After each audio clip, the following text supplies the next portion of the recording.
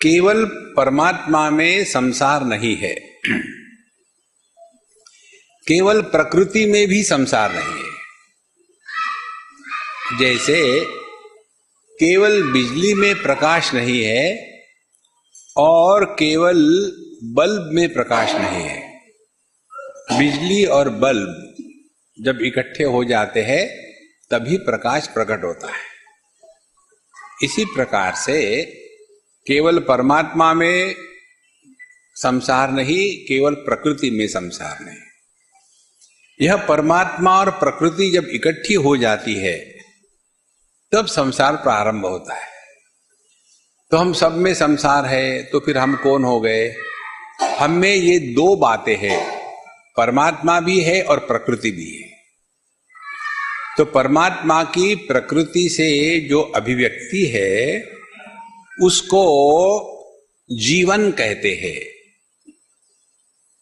यह जो जीवन है, इस जीवन को समझ लो तो आनंद है, जीवन को ना समझो तो दुख है।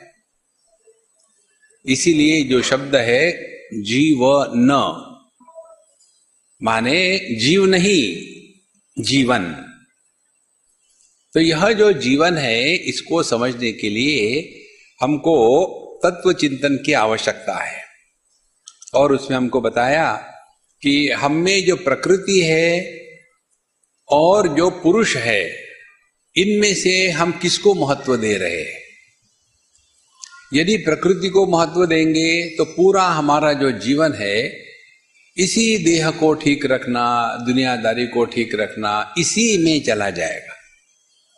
और यदि हम परमात्मा को महत्व देंगे तो इस दुनियादारी से ऊपर उठेंगे।